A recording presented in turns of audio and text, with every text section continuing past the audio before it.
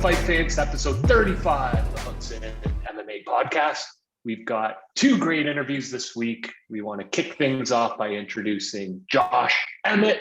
He's the number 7 UFC featherweight. He's coming off a big win. It was fight of the night over Shane Burgos. He's recovering from some operations and looks to get back into the octagon in a few months. So he's going to be telling us a bit about his career and what he plans on next, climbing the ladder in the featherweight division. Second up, we've got Achilles Estremadura fighting Thursday night in BFL 66. It's a big event because it's the first MMA event since the pandemic here in Canada. So hopefully many more to come after that. And Hooks In alum Lee Meehan is also on that card. So make sure to tune in. You got a little midweek MMA action to cheer on. And of course, getting ahead of that book, looking at the Derek Brunson, Kevin Holland fight night this Saturday night. Z-Ball's got some great analysis to share with y'all. Hot headline news, we're going to talk a bit about the no contests, the DQs, these glove issues that have been coming up again and again here in the UFC. Dissecting that a bit, and also talking a bit about some of these celebrity matches coming up in the boxing world. Zoni, why don't you kick things off here, and we'll go to town. Let's go. Yeah, just we talk, throughout the week. We always got some stuff to send back and forth to each other, whether it's good or bad. Just kind of chirping some of the stuff that's in the UFC stuff going on. Last weekend, you see another example there with eye pokes in the main event. Leon Edwards, Bilal Muhammad stepping up on short notice, and Leon Edwards looked really good. I think honestly, if that fight ended up playing out, he was going to finish him in like the 4th round. He's beaten him to the punch, used his kicks and his length really well. But then, something happened that we've talked about previously. Those fingers got inside the eyes, and it looked like, we talked about it this week, like a fish hook pulling straight and then pulling back towards. So he's putting out those fingers and bringing it back in. You got it caught on the bottom part of the eyelid, pulled it back, messed up the whole fight, messed up the main event, messed up the entire card, kind of. After seeing that? What's that? Messed up my night after having to see that. Yeah. So not only was it upsetting to see the fight end because Bilal Muhammad couldn't see anymore, but yeah, just the way that it looked like it was getting peeled out of his brain. So, it ruined that fight, and issues with the fingers in the gloves has been a topic of discussion for a long time. So, what do you guys think is a solution for that? It's easy. It's pay Trevor Whitman and stop trying to take his patent. Just use his gloves. He's already designed a perfect glove for it. So I don't know. UFC is just being greedy with that. Yeah, I think this is truly going to motivate them, I think, now to kind of take a closer look at this. I mean, as you said, Zone, it's happened so many times now. This time, a main event did get, ended early with a no contest, which of course kind of sours the whole event a little bit, right? So I think that pain that UFC has been feeling from a lot of these kind of illegal things, not necessarily with the gloves, right? With these knees as well, as we've said, I think this is going to even kind of get their brains moving a little bit, like, okay, we really do have to start looking at some of these, equipment issues and rules and things like that, right? So is it going to be a Whitman thing though? I don't know. It's so hard to tell with those, who knows what's going on behind the scenes with those negotiations, but certainly I think they're going to have to get a new design of some sort from someone. I mean, look at American football, right? Like they started out with leather helmets. Now look at the helmets out today. And MMA, I mean, it's not quite the exact same like metaphor, right? But it's almost close, right? Because MMA is very, very young sport, truly is, right? It's only been around for 30 years now or something, right? So only really 25 or 20 real years, let's say, right? So it has a long way to grow, and I think this is, like I said, going to truly motivate them to kind of take a look at it. When is it going to happen? The change probably not till 2022, I would say at earliest. But it would be a greatly welcome change, I think, by all those fighters and the fans alike as well. Just to throw it out there quick, like what is the actual benefits of having the fingers coming out of the gloves? Like So for the UFC that's trying to, Grappling. DC I was think. yeah, talking about this on Annick's podcast.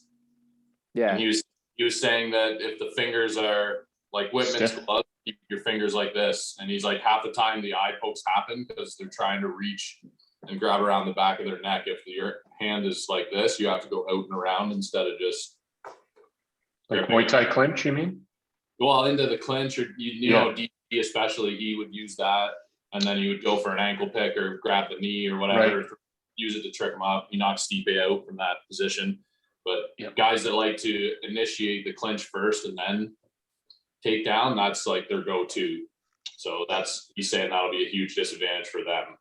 So like other than that, like the benefit though, like looking at a main event like that ended like that, like a lot of sour mouths, right? Like we were all pissed that happened. Like it didn't, ruin the fight, ruin the card. Like, so if you make a change to the gloves, like, are you losing that much more from like a Trevor Whitman glove than you are these other gloves? Like the UFC doesn't want an event to end like that. So in the end, they're going to have to budge a little because this can't keep happening. They're going to lose fans, and then fighters are going to be pissed off and whatever, right? Yeah, exactly. I was thinking that exactly, Josh. Even like you think takedowns, if you're trying to sweep that heel, you kind of need to grab like the other guys like Achilles, right? And like rip it. And with those gloves, what would you do? Wrap it with your wrist? Well, they can still clench them this way. They just can't extend it past this forward. Sure. It's just that mobility issue, I guess, is going to interfere in a way. Like this might sound crazy, but how about this? It's very extreme. Some sort of eye protection. Like what if they were to wear something and it just protects their eyes, keep the same gloves? I don't know. Like punching obviously is going to get affected. I have no clue, but also think about guys in the NFL. Like some of them, like they play with like clubs on their arms, basically. Yeah. Or there's even the Seahawks linebacker who doesn't even have one hand. Yeah. Like he's a starter in the NFL. Yeah. Like I think we can maybe is it going to limit the mobility somewhat for sure, but I think that we can, we can set up a good fight still with it, right? But they need to test it. They need to start research and development right now. The question is, how much have they already done that before? They got guys out in whatever Colorado or whatever. Whitman's just doing it by himself, like his own thing. But like if UFC starts, truly investing, I think they can get something done. But yeah, like I said, like are they doing that or not? Hopefully, this has motivated them.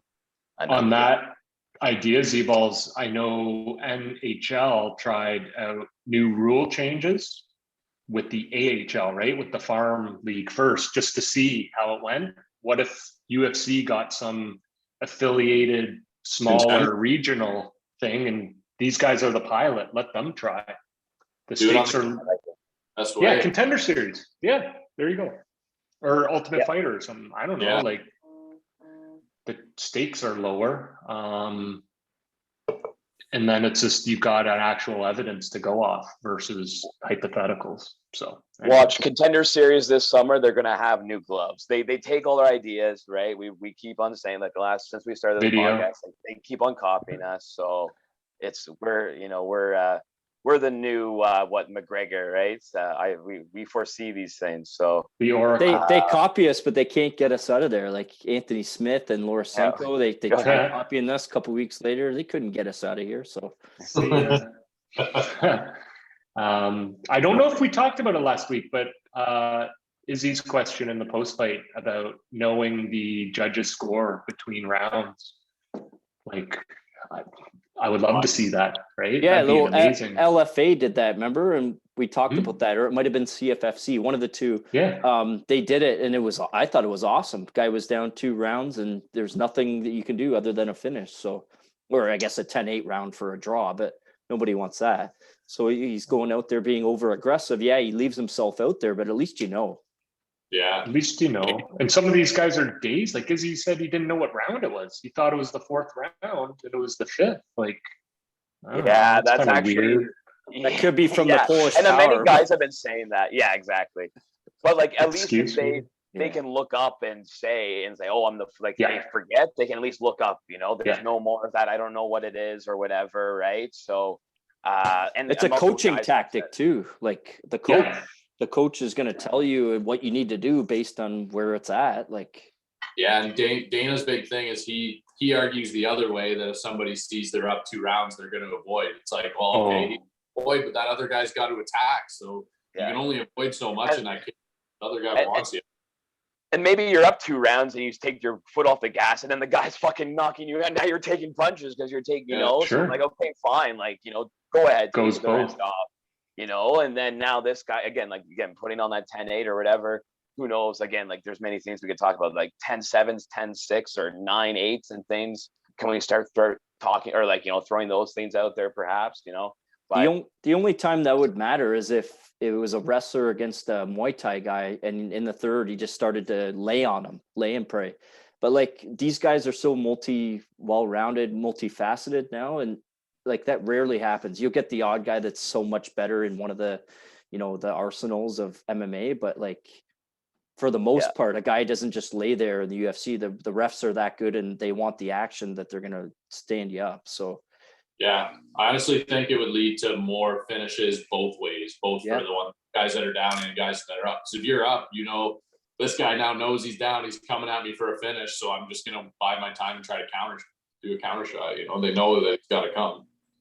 Or Dana, quick fix to that is give guys 10K bonus if they knock them out or finish them. That's easy to me. Throw them extra K. Yeah, you're going to make way more money in the highlight, viral, all this stuff from all these crazy finishes than you are guys laying and praying. So to me, that's a great investment. And on that note, Dana can put some of those pieces of money in our bank account too. So that's a great point. Absolutely. Talk about Money Fight Zone. I know you were chatting a bit about I guess Frank Mir making a comeback here, not to the octagon, of course, but why don't you tell our viewers a bit about that? We were talking about his amazing boxing skills and how that's going to go up against Antonio Tarver, one of the best boxers of all time. I don't care if he's 53 or 73. Frank Mir can't stand much better than Ben Askren in a boxing ring. So funny enough, Ben Askren's going to be the main event, obviously, against Jake Paul, but I think Frank Mir, I think it's confirmed as a co-main. If not, it'll be somewhere on the main event there just because of their names. But that'll be fun to watch. It's not going to be rough and rowdy 14 on April 23rd, but I'm still going to tune into that and looking forward to see what Askren and Mir as mixed martial artists do in a boxing ring against a YouTuber and a guy was one of the best of all time when he was in his prime. Can you guys believe that we're in a day and age where we're seeing a former heavyweight world champion fight on the co-main to Jake Paul? Yeah. Like what is watching Black Mirror episodes? I'm not surprised. With Justin Bieber doing a musical performance. Exactly. I might tune in just for that. Why wouldn't you? Yeah. No, it's kind of it is surprising, but it's also kind of not, right? Obviously, money always talks at the end of the day, and I never really thought these commissioners and things would, allow this kind of stuff go. But I guess just everyone's just making, they started like little by little, they started inching little. Well, really, you might even say Connor kind of started this almost a little bit, right? Because he started that crossover, which, he still obviously has a boxing skill set, right? But he kind of opened up that door to these kind of off the wall kind of exhibition matches, and and they were like, wow, these guys we can all make a ton of money, why wouldn't you, right? So then come the Tyson and was it Roy Jones, right? So all these type of things. So it's surprising, but at the same time we're going to continue to see it, and I'm not mad about it personally.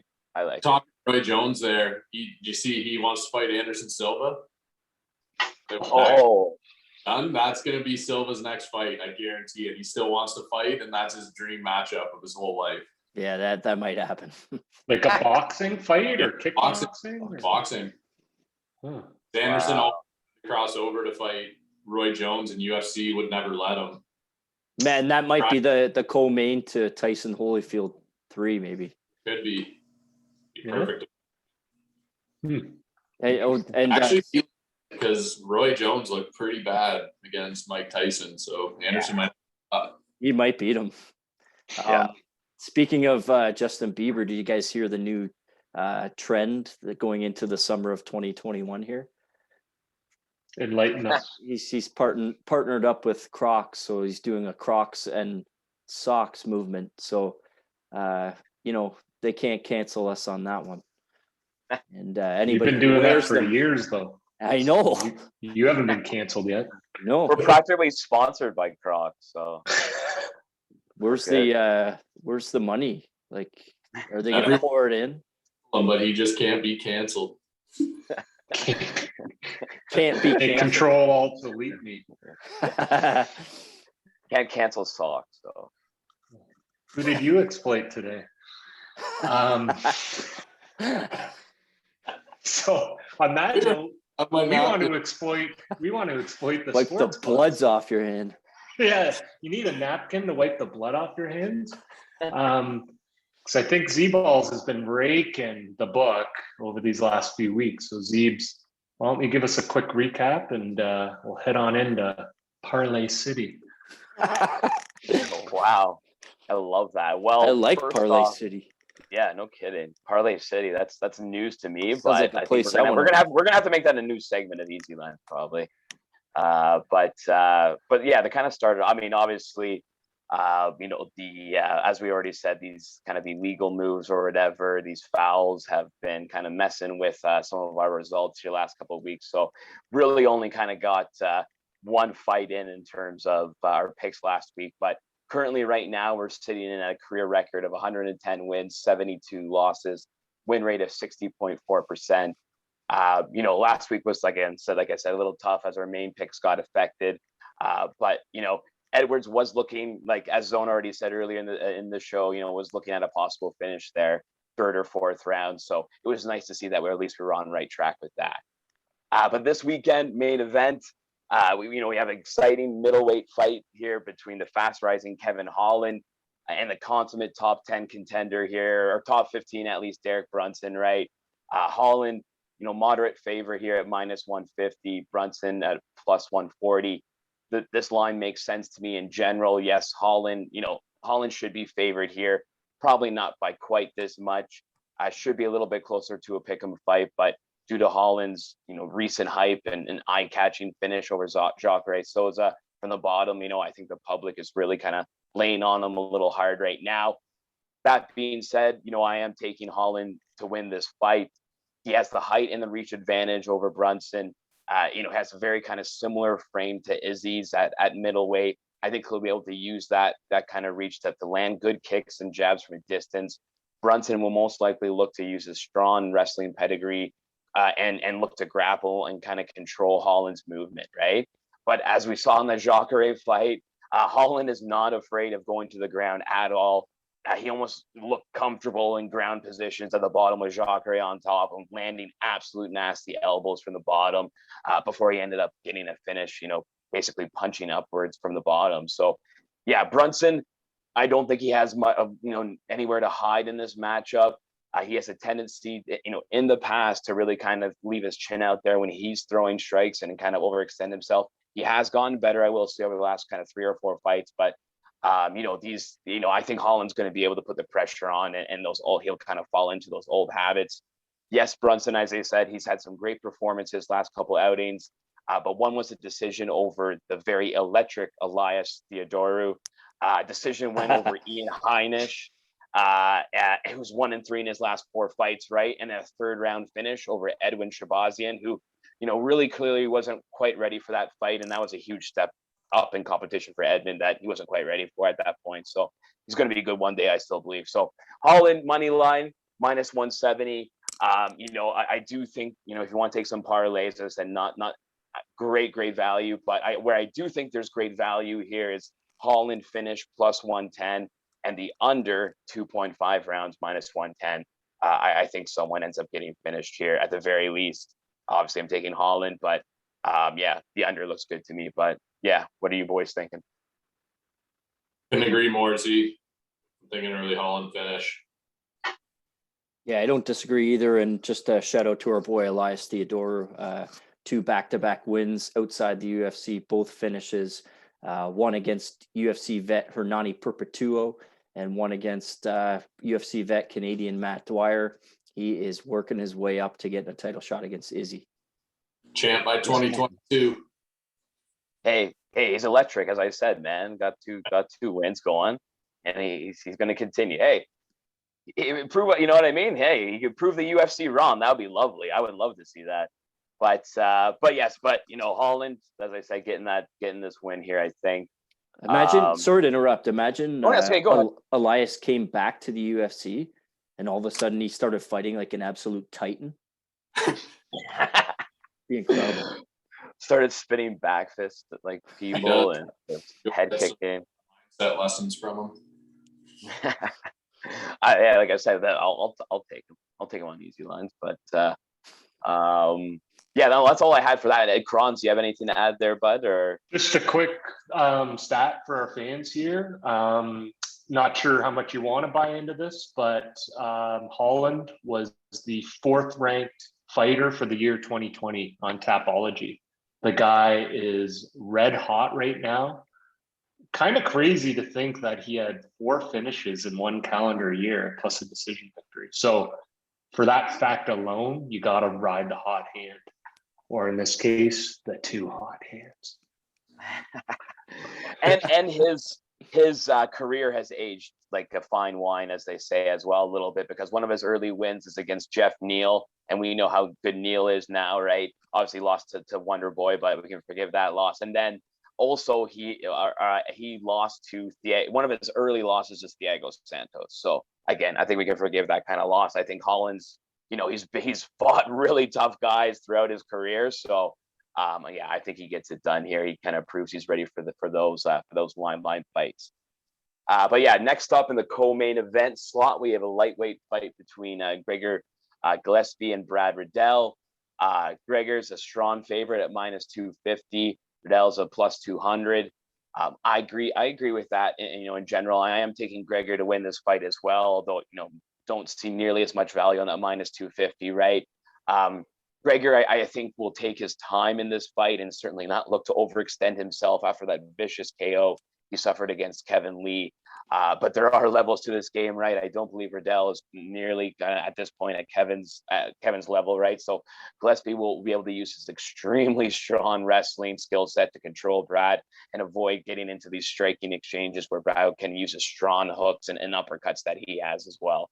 Alex De Silva was able to control Riddell first round, so I definitely think Gregor will be able to as well. Where the fight goes from there is going to be a little bit more sketchy because Riddell is obviously a very, very tough guy, but I think Gillespie will be able to get a decision here, actually, because the odds makers are surprisingly looking at an end to this fight, actually. But all 3 of Brad Riddell's UFC fights have gone to the decision. Yes, he won all those decisions, but I think he'll be able to tough it out against Gregor, and which as I said, who won't be as aggressive as usual due to his brutal last loss. So Gregor Gillespie, decision +110, or sorry, 210. So Gillespie by 2 +210, guys. I take it up +110. That's the thing, right? So I like +210. I like that value is wowzers there to me. Also, the fight to go to the distance +110, I think is good as well. Like I say, if you disagree with me on you're a Riddell fan, you're from the down under or whatever, then take that decision, because I do think it goes there. But I've been wrong before. So Zoni, what do you think? Do you agree or disagree?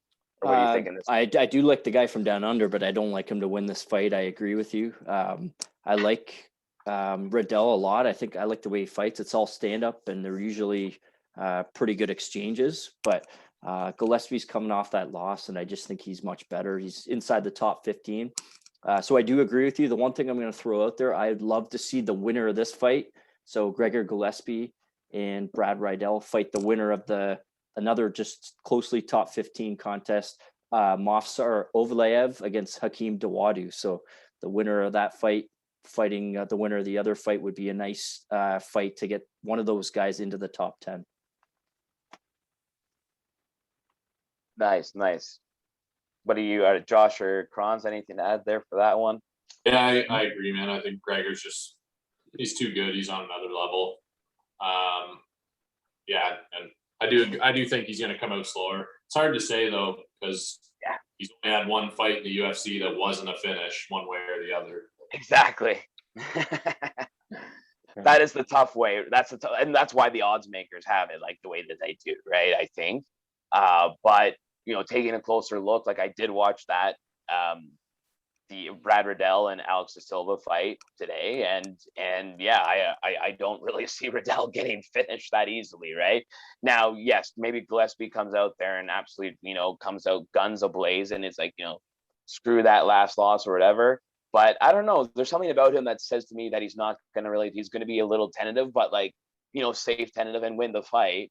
But yeah, he's not going to be, crazy with it, I don't think. So, yeah, we'll see what happens. But those were kind of my main plays for this week. Zoni, do you have anything else you think in our prelims or just in the fight? Just two women's fights. I actually think they might steal the show, these two girls that I suggest, but you never know. Macy Chiasson fighting Marion Renault. At some point, even Tom Brady, even though he re-upped again with my Tampa Bay Bucks, they have to fall off a hill. And I keep saying Renault's going to do it. She hasn't yet, but like she keeps getting older and older. Macy Chiasson is an absolute animal. So I like her by finish, plus 275 for Chiasson. I think that can absolutely happen. I think she's better everywhere. She's quicker. Renault's getting older. I really like that one. The second one, just bring it up really quick here, is not two girls fights. The other one was Montel Jackson. Really like him to finish. It's not even crazy value. It's minus 188 to get the finish, but this guy's got all the talent in the world. Had a slip up his last fight, but won 3 fights before that. I just think he breaks out on this card here. Minus 188 to get the finish. So you could parlay that with something else. You could even do Macy Chiasson with Montel Jackson, both finishes, or something that Z suggested with Holland or the co-main as well. So yeah, even Gregor there with minus 250. Yes. We'll probably, with that minus 188. Can't do the math in my head right now, but yeah, that'd probably be something worth at least a plus or whatever, plus 100, right? So yeah. Yeah, what do you anything? All right, Kronz or Josh, anything else to add there? I think we're pretty much good to go here on Easy Line. Not a ton of name value on this card. I don't know most of these guys. Yeah. If there were odds, Lee, me, and tomorrow night would be a pretty solid bet, even though he's got to be one of the few MMA fighters you see with a losing record. Obviously, he has won 5 of his last 6, though. This part of his career is when he's really brought it together. Talk about a fine wine. Let's go, Lee. You got this, buddy. Cool. Well, great episode. Make sure to tune in for these interviews. You don't want to miss them. We'll catch you next week for episode 36. But in the meantime, best of luck. See you at the cashier. Next up on the Hooks In MMA podcast, we're really lucky to have on 16-2 featherweight, coming off a big win to make it 3 in a row. Unfortunately, had an injury after that, but he's working his way through it, and hopefully we'll be back this year. Josh Emmett, how's it going today? It's going great. Thanks for having me on. Yeah, no problem. We appreciate it. So yeah, we were just speaking there quickly. You were born in Phoenix, Arizona, but kind of moved out to Sacramento, California, and you grew up there. So what were some of the hobbies you had growing up there? Yeah, so I was born in Phoenix, but Sacramento's home to me because my mom and dad moved out here when I was like 6 months old. So this is all I know. Just typical stuff. Just Sacramento is awesome. California is great. So we have great weather and just growing up as a kid, I played every sport. So I played little league and then I played rec sports in the summer and at school, of course. And then I really didn't get in wrestling until like middle school, but just just hanging out with friends and collecting cars and doing all that type of stuff as like a young child. Yeah, no, being about an hour south of Toronto here, I'm a little envious of your weather comment. We got a couple feet in a snow day today. I'm a high school teacher, so it was good to be off, but a lot of shoveling today. But yeah, just MMA. Talking about MMA, when did you pick that up? And you said you wrestled in kind of middle school, but when did you start kind of going full tilt MMA? Yeah, so my let's see, like I said, I've been an athlete my whole life, played a lot of sports. I started wrestling when I was in middle school, and then probably I'm a little older. I graduated high school in 2003, so I was a freshman in '99 in high school, and the UFC. I was watching the pay-per-view events with one of my best friends when I was like a junior, senior in high school. So this is way before it was mainstream. Back in like '02, '03. Always been a fan of the sport, especially because of wrestling. And back then it was so one dimensional. You had like the wrestler versus the striker, or the kickboxer versus the jiu-jitsu practitioner. So at the time, I used to always think like, oh man, I could beat these guys, but there's no way in hell that would have happened at the time. Now I could have. But yeah, so I've just been a fan of the sport forever. And then, I wrestled in junior college, and then my whole plan, like back in 2005, I was wrestling, and this is when Uriah Faber, he came into he came to our wrestling match, and he was handing out flyers about his new gym that he was opening, and this is 2005ish, and so I was like, oh man, after I'm done with this season, then I'm gonna go to his gym, I'm gonna train, and then I can fight, and so I did that after the season. Went in there, got a membership. I paid 6 months in advance, and then I was just taking the classes, because I didn't know where to go or what to do in order to get in this. So I was taking, James Irvin, remember him, the Sandman? Yeah. I was taking his like He kickboxing. was at middleweight, right? Yeah, he was at Yeah. middleweight, and I think he fight He at light fought Anderson, I think, too, right? Yeah, he did. I Yeah. think that was, I want to say that was maybe a light heavyweight. I think Maybe. Anderson went up. Maybe not. But so I was taking his kickboxing classes, and then Scott Smith was teaching there as well, and Uriah. And then maybe, like 2-3 months into it, Uriah came up to me. He's like, man, he was watching me, and he's like, I see a lot of potential in you. Do you want to fight? And I was like, yeah, that's why I'm in here. And then he invited me to the pro classes, like the pro practice. And I went there. I was doing that for a little, but then I kept getting offers to, wrestle. And so I decided just to, go ahead and do that, because I wanted to get my degree in case the fighting didn't work out for me. And I knew that if I wrestled at the 4-year level, I would get that much better at wrestling, and it would transition into the fight game. So Yeah. I went down to Menlo College in the Bay Area. So it was like a 2.5-hour drive from Sacramento, and I went there for 3 years. Came back and immediately picked up where I kind of left off, and went back in the gym, and I kind of bypassed the regular classes this time, and was able just to go to the pro classes and practices, train for, I don't know, like 2-3 months, and then had my first amateur fight. I was just going to go pro, but I just wanted to kind of see how Get I your feet felt. wet. And Yeah, exactly. So I did that, and then, a few months later I did another one, and then decided to, make the transition to fight professionally, and that's kind of how it all started. yeah, and I like the stories, things like that, where your eyes out there handing out flyers and stuff like that. Like, it being in 2021, it's just so much easier to, market your stuff. But Yeah. that's literally like, probably around the time where it really started to, get big. And your eye, I know, was a big part of that. That was my next question. What gym are you currently at, and who are, your main coaches? Sorry.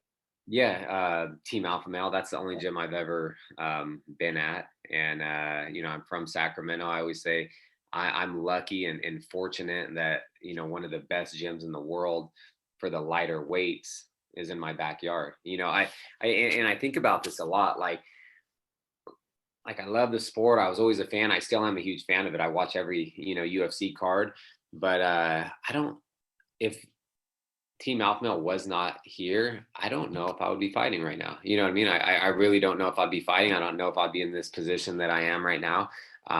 Me just being a fan and then having access to it, like right there, 10 minutes from my house, that's, it's, who knows what would happen if that gym wasn't here. It seems like a convenience thing, but it's also meant to be, right? It's there, but you've made yourself into what you are because of it. So I know what you mean. Like if it wasn't there, it's. Yeah, maybe I'd just be, I always there's two things I ever want to do in my life, and that was be a police officer or a professional athlete. And I wasn't thinking about fighting when I was thinking about pro athlete as a young child. And then my main coach is, of course, Uriah. He's been there since the beginning. I work with my boxing coach, Joey Rodriguez, my coach, Danny Castillo, Chris Holdsworth. And then we have so many other coaches, and people that have helped and developed me, and I owe a ton to everybody. Yeah.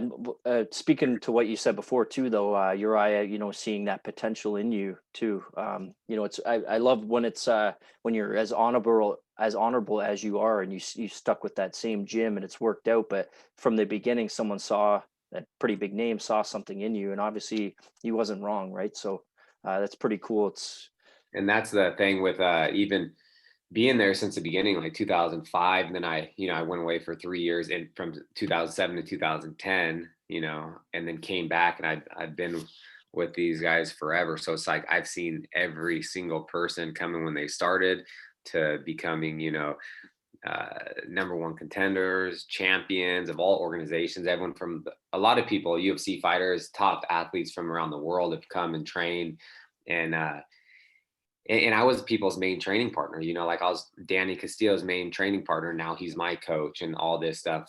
When he was getting ready for his pro debut, not pro debut, but his UFC debut, when he was going to fight Joe Stevenson, I was, Chad Mendez's main training partner, Uriah's, TJ, all these guys, and at the time I was like 2-0 as an amateur, 1-0 as a pro, and then training with all the UFC vets that had come in and out of our gym. It's like I would go and spar with them and just kind of drill with them, and so I kind of knew where I stacked up, and like the belief in myself was super strong, and I believe that like I knew I could do this just off people I was training with and doing things. And then one thing that kind of sat with me forever is when Uriah and I were talking, and he's like, well, what do you want to do? I said, I want to fight in the UFC. I said, I only want to fight in the UFC. And this is when I was like 2 or 3-0 at the time. And he was saying like, okay, that's going to take a little longer, to get you there. But he also told me, he said, you're one of the best fighters in the world. Just nobody knows it yet. And that's when I was like 2-0 as a pro. And impressive. And that's at the time. And he has an eye for talent. Look at all the people he recruited and then built to champions or, number one contenders, like I said. And when he said that to me, I thought, no, like what? I didn't believe that, you know what I mean? I was just like, okay. And then, as I look back, then I'm like, man, he was right. Yeah, no kidding. And it's really worked out well for you. 7-2 so far in the UFC.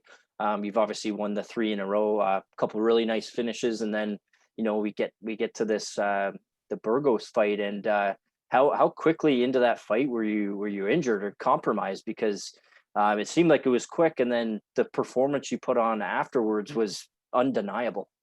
Yeah, it was 19 seconds into the first round. So it was the second exchange, like I kind of blitzed in, and people could tell immediately, like as soon as I blitzed in, I felt like I was coming forward, and I feel like he kind of pushed me back. So it was just a freak accident. I stepped back, and just my knee gave out, like, and I knew right away, because even if you watch the tape, like right when I blitz in, I immediately grabbed my knee, and it was so painful. And then I'm circling around, and it buckles, and then it buckles again really bad. So I knew right away. I was like, I I didn't know exactly what was going on, but in wrestling, I've torn my MCL and my meniscus, and I know that's on the inside. And then, the major, ligament is on the outside, the ACL. So I had so much pain on the outside, and my knee just kept buckling.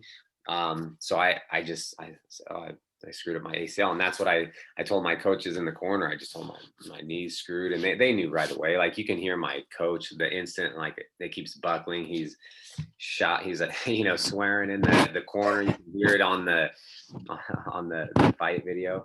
Yeah. So just let me ask you quick, when that happens, besides adrenaline, like, how do you even, like, what are you thinking? Like you're obviously continuing to fight. I just don't understand how you could even pull out the win, let alone continue to fight. It's unbelievable. Yeah. So that's what I always talk about. I feel like my mentality, like my preparation, like I work with a mind coach. I'm like preparing myself for all these different, I'm hoping for the best, but I also put myself in bad positions, injuries, and I welcome that. I'm just, I don't know. It's hard for me to even explain, but like, even when I had my UFC debut, I had a compound fracture in my finger, the bone sticking out. I'm hiding it from the ref so I can continue to fight, so I can get a win. I've had, I always just say, like, I'm never going to stop unless you have to put me out. Like, I will never cower away. I won't quit. I won't give up. And this is one thing that it was so painful. And, the first thing that comes to my mind is, I have to keep telling myself, just like when we're practicing and, or you're doing a workout and, there's 2 minutes left and you're giving it your all, then you're just counting down the seconds. You're like 30 seconds left, so that's kind of what my mentality was. Like, I trained so hard for the fight, and I wanted to put on like just a clinic, and show people a lot of things that they haven't, they haven't seen from me, or it wouldn't even think I can do. But that went all out the window in the first 19 seconds. So I felt like I just, I was talking to myself at first because of the pain and all that. I was like, I had that like moment where I was thinking about like, being done, but then I'm talking to myself. It's like good and bad. Then I'm telling myself to like, be quiet and just like, you train for this. And I'm thinking about the money. I'm not going home with one check. And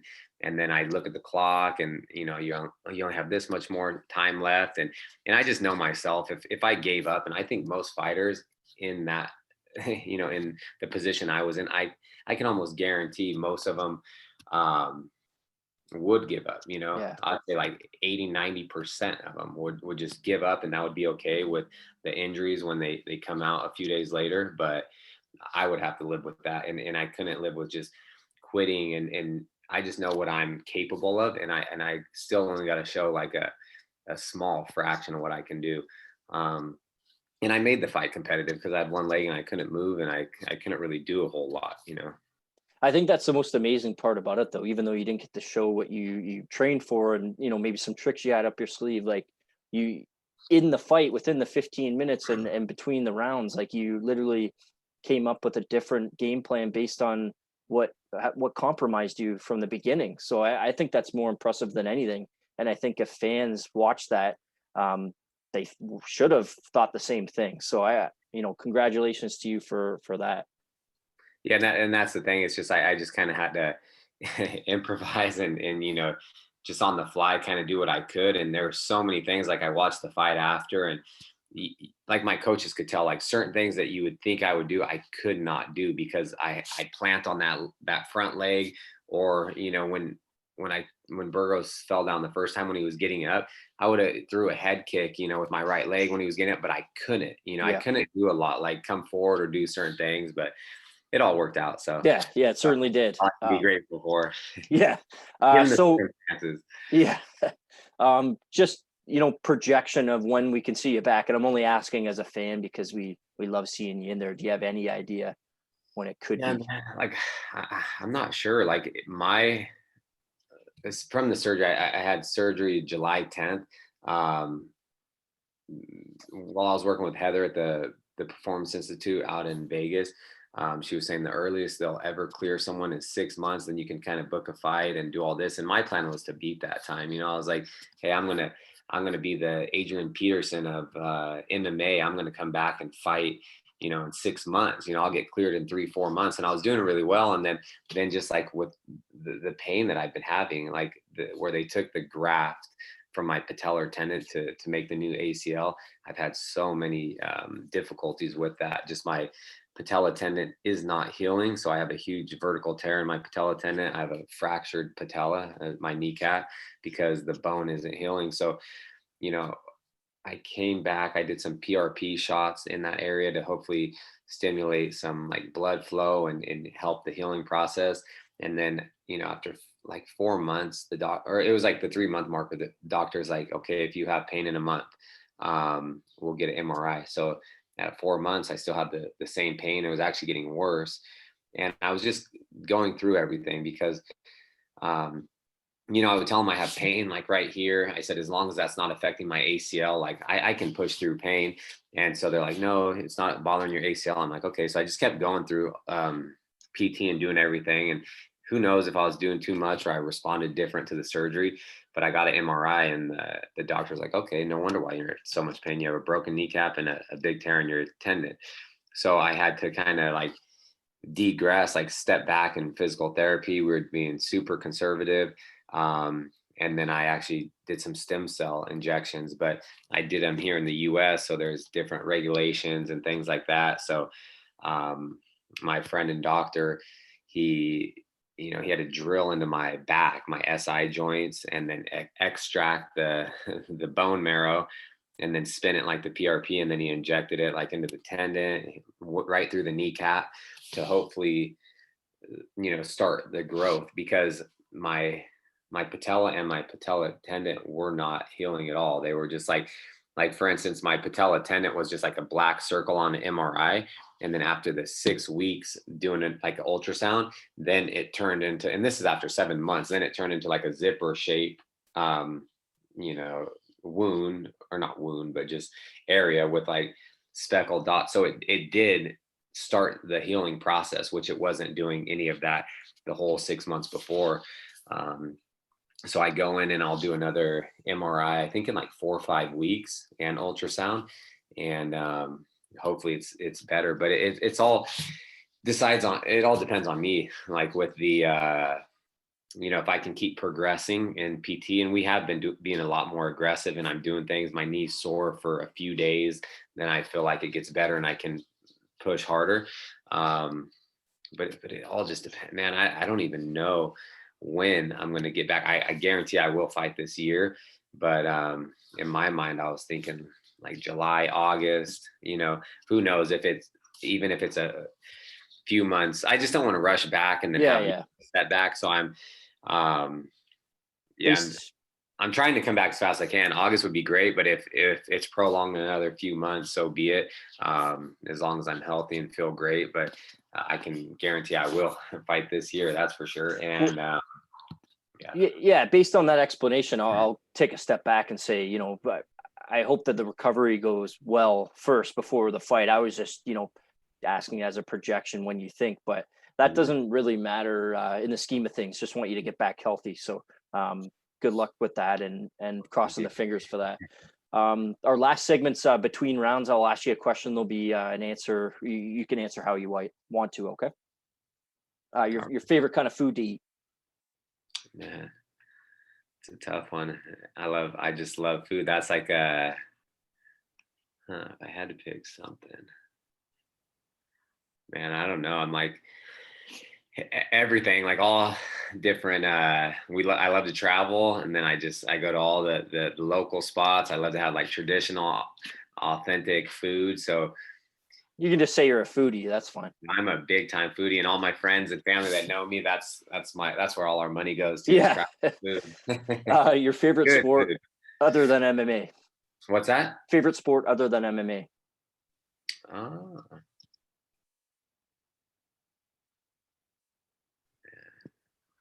That's a tough one too, because like I said, like I'm small and all this, but very athletic. Like I probably basketball. Yeah. I played everything growing up, and basketball season was during wrestling season, so I didn't do that. But it really, probably basketball. That's what I coach. That's my favorite sport for sure. Yeah, in Sacramento, I've never been there. I've been to San Diego. Where would you tell me to go just as a cool spot to check out if I ever visited?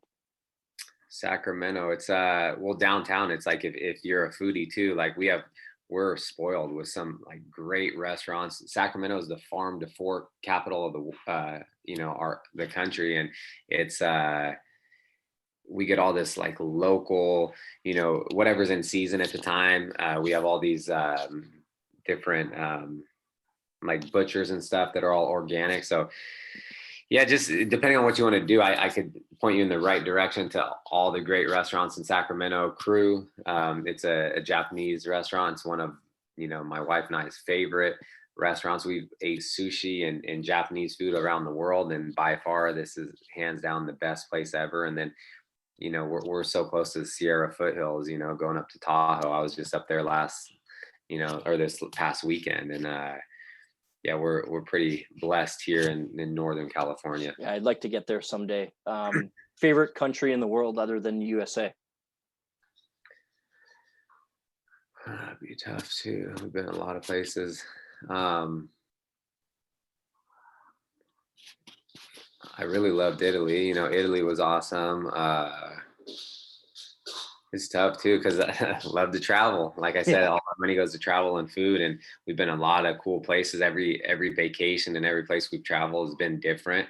But we go to eat through the countries, and everything's so different. Just different experiences. But yeah, I'd probably, man, I don't even know how to say favorite, but yeah, Southeast Asia and Italy. Some good ones. That sounds good. Favorite kind of music? Probably reggae. I listen to a lot of stuff, but I do like reggae, rap, rock. I really like everything. But if you listen to my playlist, it's some like the older, like maybe 90s rap, early 2000s, and a ton of reggae. Yeah, I agree with that. Favorite movie of all time? Movie of all time. I'm gonna have to go with had a few. It'd be between, I used to watch all the Van Damme movies, but it'd be between Bloodsport and Gladiator and those type of movies. I also really like, Gone in 60 Seconds. So those three, but probably between Bloodsport and Gladiator. And just a couple fights for you to give a prediction on. Aljamain Sterling and Pierre Yan. It's gonna be a good fight. I think like Aljamain's a little more unorthodox, and he can he might be able to catch him with something special. But I feel like Peter Yan, he just stays in his shell. He has he's an athlete. He has great wrestling, but he also his kickboxing is just really good. He'll block, he'll set up his kicks with his punches, vice versa, kicks to punches, and he just constantly stays in this little shell and doesn't really make a whole lot of mistakes. So if I had to bet on him, I'm going with the champ. Ortega in your weight class, Ortega or Volkanovski? Yeah, I think Volkanovski's going to pull it off. I feel like kind of the same with him. I just don't see anyone beating him for a while. But Ortega, he's with the new camp. He's continuing. Well, I think he's one of the best jiu-jitsu practitioners in, I feel like in the UFC, let alone the featherweight division. Besides, you can argue that with Ryan Hall, but now he's down with TJ and all those guys, and so his striking is going to get that much better. His wrestling is going to get that much better. But I still think Volkanovski is going to win unless Ortega catches him with something. Do you think Holloway won that second fight with Volk? Yeah, it was a close fight. Like I said, the first fight, hands down, I thought Volkanovski won. And then the second fight, it was just so close. Like I remember Max winning the first few rounds, then Volkanovski coming back and kind of winning the last. And then, Tough one. If it went to Max, then, no one would have complained. And I know a lot of people thought it did. And then it went to the champ, but I would have to like go back and watch that. I just remember at the time how Max dropped him a few times and was winning, and you're like, oh man, he's gonna, get his belt back. And then Volkanovski kind of pulled back and won the last few rounds. But I just remember being super close fight. Yeah. And somebody for you in the future, somebody you'd like to fight, not like a call out, just somebody you'd like to fight in the featherweight division think you match up well against some. Yeah, Volkanovski. I think Alexander Volkanovski. I've been saying this forever. When him and Max were fighting, I thought stylistically and the type of fighter that he is, I thought he would beat Max, be the first to beat him. And he did. And I just think him and I are very similar in styles. You know, it's like both like the same height, same reach, wrestling backgrounds with power. And, you know, I think I match up really well with him.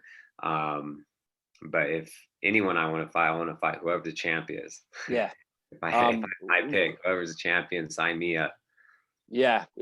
I think stylistically, just it's me thrown out there, just be a good fight. I don't know if it matches up in terms of, because he just lost, but you and Cater, I think would be a good fight. Yes, I've been seeing a lot of people saying too, you know, and I'm not sure how the UFC does things. Like, I know it doesn't really matter as you get up there, but and he lost to Max, and Max is one of the best, you know. So yeah, really, whoever's in front of me, whoever's going to get me closer to that title, I'll take. Yeah, we know your game. Any sponsor shout outs or social media to finish up? Yeah, my Instagram and Twitter is just Josh Emmett UFC. And then for all my sponsors and stuff, people can just go to joshemmett.com, and all my sponsors are on there, and some apparel and different things that I support and believe in are on my website. So they can check that out if they want. Awesome. Really appreciate your time, taking the time out of your day to spend a few minutes with us. Really hope that recovery goes well. That's first and foremost. And then when you get back, you know, healthy and show your best version of yourself, get that W, and hopefully you get a title shot after that. Josh, Emmett, thanks so much. This is Hooks and MMA. Cool. Thank you. I appreciate it. No problem. You take care. Rest up. All right. Thank you. Take care. Next up on the Hooks in MMA podcast, we're happy to have 6-0 professional fighter, mostly fought in the Battlefield Fight League, Achilles Estremadura. How's it going today? I'm good, man. Thank you. Yeah, no, we're happy to have you. You know, we're just talking a little bit earlier. I've been at the grind, you know, getting ready hopefully for a big fight coming up. How's training been going? Training's good with the team. Like some of the guys on the team we just talked about earlier, like Cole Smith. Right, he's fighting this weekend, so we have guys in the gym going hard, and we're lucky, like with all the shutdown and quarantine stuff, like our gym's being pretty strict, and we still have a good flow of training going. So it's good. It's good, man.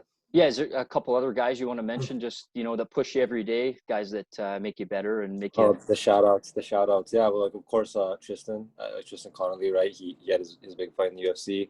A lot of guys on the team, man. A lot of local guys too, who might not even fight amateur. Just really just check Matt Vancouver, the whole team. They really do a big for me, man. Awesome. So just tell the viewers what gym you're at, and just some of the guys in your corner. Okay, so we're at Check Matt Vancouver, and yeah, like some of the bigger names we got, guys training out of our gym. We have like Arjun Buller, Tristan Connolly, you know, the Sound Squamish, but Cole, like these like sister schools with us, so he's always in and out. Other friend Jamie Hoyt, she's going to be on the Contender Series coming up. Yeah. So yeah, we got a good crew, and like a lot of the guys locally will come through our spot to get good sparring in, you know, heavy days. Also one guy I learned lots from, Dayan. Shout out to Dayan Kajik. Yep. Yeah, I heard the name. Friend of mine too, training. Yeah, he's awesome, man. A lot of technical guys on the local scene come through our gym to help each other. Saturdays is a good day. You know, we get looks from different gyms where we just get everyone to come in, and that we have a lot of different bodies, good weight classes, and we get the work done. Awesome. So, you know, I was trying to do a little research on you before we started talking. What year were you born, and how old are you? And I guess when did you start MMA? I was born in 1992, so I'm 28 this year. And I started training MMA with a professional fighter when I was 17. So okay. I guess like it's like 10 or 11 years. Before that, we were into just like some gloves and like some backyard brawling with like some of the guys. But yeah, so it wasn't no official training till I was like 17. Yeah. Awesome. So yeah, you grew up in Vancouver. What else did you do for fun? Did you play any other sports? Did you have any other interests? Yeah. I grew up. The guys I grew up with, there's like tons of sports. I played soccer for like 7 years. We were always active. You know, we're getting to play lots of hockey, lots of street hockey, football, anything we could do. But it was when I saw MMA. I think it was like 13 years old. I saw Vitor Belfort, one of his fights, and I didn't even know you could really get paid for it. I'm just like, yo, I want to do that. Yeah. Right, I want to train and I want to do that. So after I really put energy into training, I stopped with other sports. I stopped with any other hobbies. That was it, man. Yeah. Cool. Yeah. Yeah. So I've only been to BC once, but I came to Vancouver for a rugby trip, and we went to Victoria too. So a lot of good country out there. I plan on getting back there again soon, but BC is a great place. Yeah, so just talk about your 6-0 record. So I saw, you did have some amateur fights. Obviously, after a few fights, you decided to go pro. So, how do you feel about where things are moving right now and how you're progressing, and then, moving on to what's next? Hopefully we get, an announcement soon, but, how do you feel about your progression as a mixed martial artist? I feel for me like everything. Well, it's been some time too, right? It's been 10 years that I've been putting it in, and I don't try to put too much of a time limit on everything. Like to me, is the number one thing was to train and improve and get better. Yeah. Right. I never, when I was younger, I never even stressed myself too hard to push to big promotion. Like I said, it was just to get better. But recently, like my daughter's 2.5 now, so now's the time where it's like, you want to see you want to see something from all the fruits of your labor. You know what I mean? Yeah.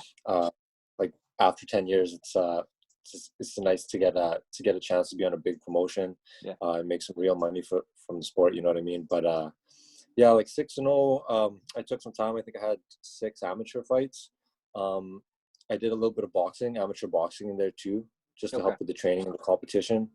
And I think things progressed nicely. Also, another thing is the guys I have on my team really, I really believe the guys I train with have been better than the guys that I've fought. Like I have fought some tough guys for sure. I'm not taking anything away from them. It's just that I know the guys who are in the gym with me currently, they push me hard. You know what I mean? Like I'm not taking anything away from the guys I fought. But yeah, every day, there's progression right everywhere, because I have guys pushing me for wrestling, guys pushing me for jiu-jitsu. You know what I mean? If we want to do striking, we have like a whole team of guys. You know what I mean? We have like guys who are great everywhere. So every day I feel like we're getting better. I'm getting better. I feel everything's on the right track, and now, yeah, this year I'm set to do some bigger stuff this year. Yeah. So I'm excited.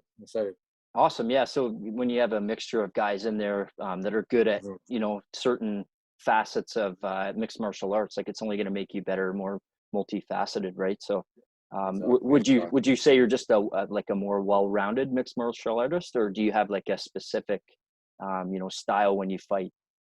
Definitely, you guys know I like to stay on the feet and exchange hands. Yeah. I like to kind of play a little bit of a prettier boxing game. Like tons of wall wrestling, wrestling defense.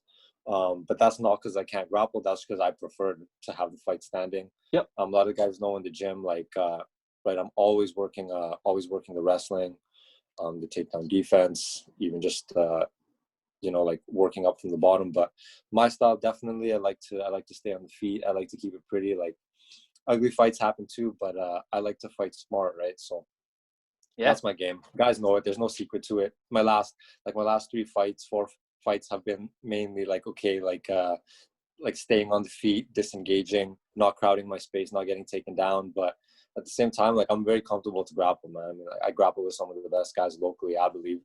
So yeah. Awesome. Yeah, just to finish up, what do you do for hobbies? You said you had, a 2-year-old. What do you do for fun outside of MMA?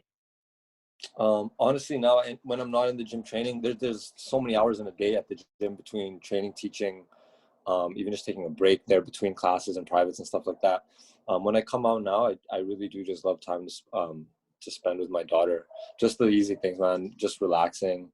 You know what I mean? Just laying down with her on the couch while she's watching her cartoons, like, helping her talk to her about what she's learning. Yep. Yeah, man, honestly, those are the things now that I'm starting to appreciate a little more as I'm getting older. But like outdoors and stuff, obviously too. Like I love biking, going out. obviously spending time with the people that matter, like my friends and stuff. But other than training, like that's where my energy is going right, man, to the family and to training. Awesome. So last segment between rounds, 1 minute. I'm going to ask you a question. There'll be a few different answers you can choose from. Okay. Okay. Favorite food? Favorite food. Okay. Honestly, I like everything. Honestly, I'm gonna say sushi, man. It's I clean and I can love have it. sushi. Clean and I can have it while I'm cutting. So Nice. That's something good. Yeah. Favorite sport other than MMA? Favorite sport other than MMA. I'm gonna say hockey. Would you rather camp or stay in a hotel? Stay in a hotel, to be honest.